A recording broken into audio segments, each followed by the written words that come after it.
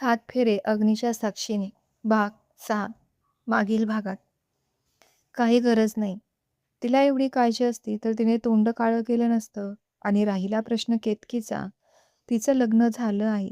तिने तिथेच तिचा सुखाचा संसार करावा. आमची काळजी कोणीच करू नये. आमची काळजी घ्यायला आम्ही अजून म्हातारे झालो नाहीत. मधुकर चिडून बोलला. अरे पण पुढे? माई बोलत होत्या तोच मधुकर पुन्हा गरजला. बस झालं म्हणतो ना. आता हा विषय थांबवायचाच. मला यावर पुन्हा चर्चा नकोय. आणि अजून एक, मला फक्त एकच मुलगी आहे, केतकी. ही गोष्ट लक्षात ठेवा तुम्ही. मधुकर रागात बोलून शेतात निघून गेला. प्रमिला ही किचनमध्ये निघून गेली. आता पुढे. सकाळी सकाळी मस्त चिमण्यांच्या चिवचिवाटने केतकीला जाग आली. तिने हळूच डोळे उघडून पाहिलं. रूममध्ये खिडकी होती. तिने हळूच खिडकीतून डोकावून बाहेर पाहिलं. आकाशात कोवळा सूर्य पाहून तिला आनंद झाला. तिने त्याचं दर्शन घेतलं. तोच तिच्या खोलीचा दरवाजा कोणीतरी ठोठावला. तिने पटकन जाऊन दरवाजा उघडला. दारात शेवंता उभी होती. अहो आई, तुम्ही या ना.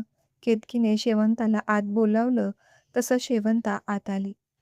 तिने तिच्या हातात एक सुंदर मेहंदी कलरची साडी आणली होती. तुला रात्री झोप तर आली ना? नाही म्हणजे नवीन जागा, त्यामुळे विचारलं, शेवंता काळजीने म्हणाली. केतकीला पाहूनच त्यांनी ओळखलं होतं की तिची झोप झाली नाही ते, कारण तिचे डोळे लाल झाले होते. हो, झाली ना झोप. हळूहळू सवय होईल, केतकी निर्विकारपणे म्हणाली.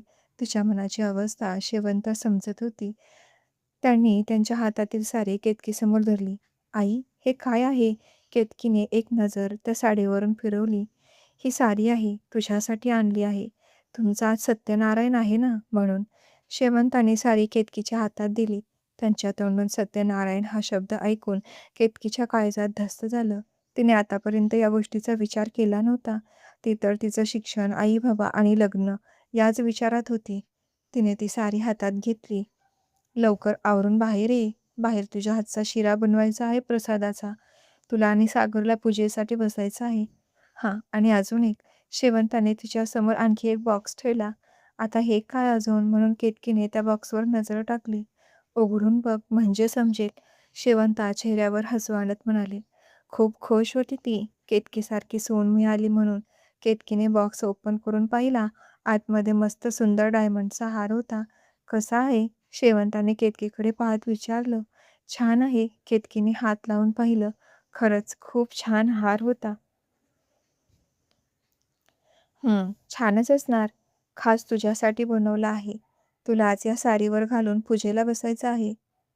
अहो आई, पण याची काय गरज होती? माझ्याकडे जे दागिने आहेत ते मी घातले असते. मला खरंच नकोय हे. तिला असं महागड्या वस्तू कोणाकडून घ्यायची सवय नव्हती.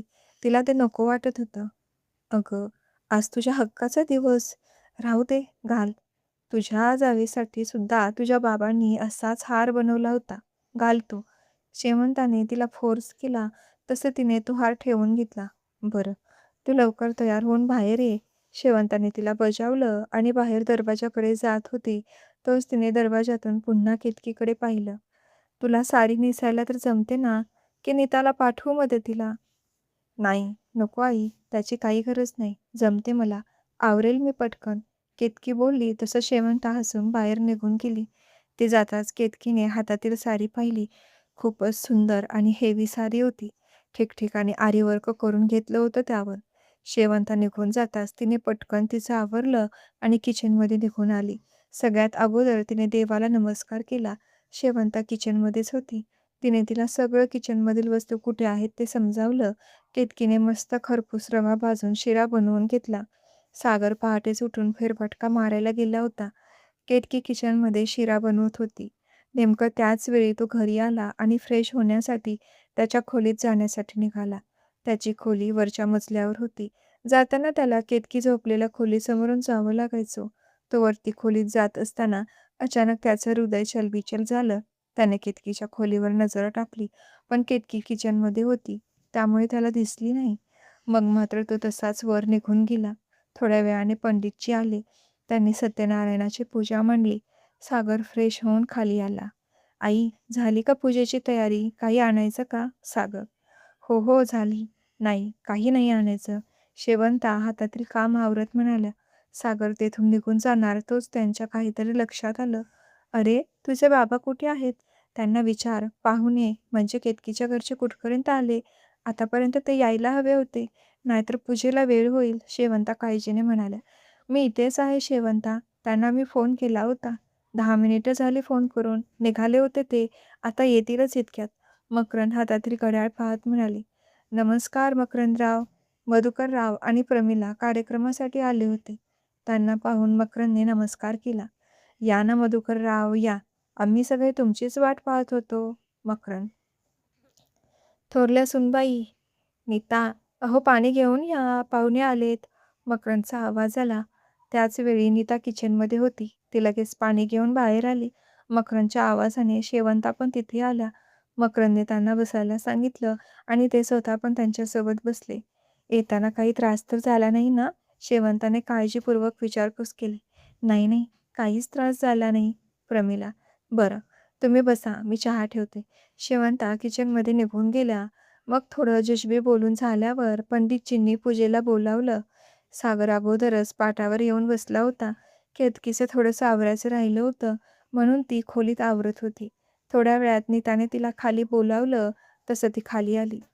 मस्त अंगावर नीटनेटकी चोपून घातलेली मेहंदी कलरची साडी, केस पाठीमागे मोकळे सोडून एक छोटीशी क्लिप लावली होती. काही खट्टाळ बटा चेहऱ्यावर येत होत्या. तिचे बोलके लुकलुकणारे डोळे काजळ घातल्याने अजूनच बोलके वाटत होते. ओठावर रेड न्यूड लिपस्टिक लावली होती. मध्यभागी एक छोटीशी टिकली आणि भांगेत कुंकू भरल्यामुळे ते आणखीनच मनमोहक दिसत होती. केतकी खाली आली. तिथे मधुकर आणि प्रमिलाला पाहून ती मनोमन सुखावली. तिचे डोळे भरून आले. "केतकी बाळ, इथे बस." शेवंताने तिला तिची जागा दाखवली. तिने तिकडे नजर फिरवली. सागरच्या सोबत अजून एक आसन ठेवलं होतं.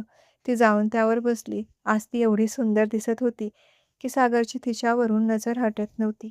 ती जवळ बसताच त्याच्या हृदयाची धडधड वाढली. तो सारखं सारखं अधूनमधून तिच्याकडे तिरकस नजरेने पाहत होता. ती मात्र समोर एकटक पाहत पूजा करत होती. तिच्या केसातील फुलांचा सुगंध त्याला तिच्याकडे पाहायला अट्रॅक्ट करत होता. तिचंही मन त्याच्यासोबत पूजा करताना अस्वस्थ होत होतं. पूजा संपन्न झाली तसे दोघेही सोबत उठले. दोघांनीही जोडीने सर्वांचा आशीर्वाद घेतला. पूजा झाली तसे जेवण वगैरे आटपून पाहुण्यांनी सगळ्यांचा निरोप घेतला. "बरं, येतो मकरंदराव." मधुकरराव आणि त्यांची फॅमिली वापस घरी जायला निघाली. "आज मुक्काम करा, उद्या जा." मकरंदराव बोलत उभे होते. केतकीला भेटण्यासाठी प्रमिला आतमध्ये गेली. आपल्या आईला पाहून केतकी खुश झाली. तिने लगेच तिला मिठी मारली. डोळ्यातून अश्रू गळत होते. प्रमिला तिला बाजूला एका कोपऱ्यात घेऊन आली. "केतकी." ती थोडं शांत झाली हे पाहून प्रमिलाने तिला साथ दिली. केतकीने प्रमिलाच्या डोळ्यात पाहिलं. "केतकी, आज तुमच्या सुखी संसाराचा पहिला दिवस. प्रत्येक जोडप्याच्या आयुष्यात येणारा हा दिवस अगदी आयुष्यभर आठवणीत राहत असतो. जावई चांगले दिसतात. तुझ्या मोठ्या बहिणीच्या जागेवर त्यांनी तुला स्वीकारलं आहे. त्याच्यामुळे आपल्या घराण्याची आब राखली आहे. त्यांना थोडं समजून घे. जीव लाभ. मायेचा हात दे. घराण्याचं घरपण तुझ्यामुळे जपून राहिलं पाहिजे पोरी. त्यांना आपल्या निर्णयाचा कधीच पश्चाताप व्हायला नको." प्रमिलाने केतकीची समजूत काढली. केतकी खाली नजर करून आपल्या आईचं सर्व बोलणं ऐकत होती. "मी काय बोलते ते लक्षात आहे ना बाळ?" प्रमिलाने केतकीच्या हनवटीला धरून विचारलं. तिने नजरेनेच हो असं उत्तर दिलं. तिच्या मनाची घालमेल पाहून प्रमिलाचेही डोळे भरून आले, पण त्यांनी स्वतःला सावरलं. "नका काळजी करू. आम्ही आहोत की सगळे इथंच. कधी भेटावंसं वाटलं तर येत जा अधूनमधून." शेवंता तिथे येत म्हणाल्या. "अहो, चला, उशीर होतोय." मधुकरराव म्हणाले. "हो, हो, आलेच." "बरं चला, निघतो आम्ही." प्रमिला शेवंताला म्हणाली. मधुकररावांचा आवाज आला तसं प्रमिला त्यांच्याजवळ जाऊन उभा राहिली. आपल्या आईवडिलांना वाट लावून केतकी घरात आली. आता हळूहळू रात्र होत होती. तर मग मैत्रिणींनो, कथा आवडते ना? आवडत असेल तर छोटीशी कमेंट करून नक्की कळवा. तुमची एक कमेंट मला पुढचा भाग लिहायला प्रोत्साहन करते. चॅनेलवर नवीन असाल तर सबस्क्राईब करा, जेणेकरून येणाऱ्या पुढील भागाचं नोटिफिकेशन सगळ्यात आधी तुम्हाला पाहायला मिळेल. Thank you for watching. मन माझे.